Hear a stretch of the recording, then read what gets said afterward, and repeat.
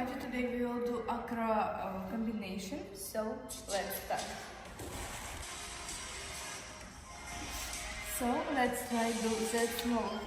So first what we will do is step. So let's start. We'll try stretch. Do this exercise first. 2, 3, 4, and good work. After that, we will do our statement. Take the legs together.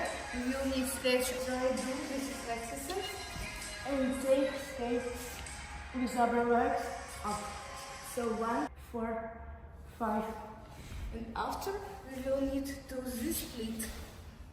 So slowly take our breath and slowly breathe out and go down to 1.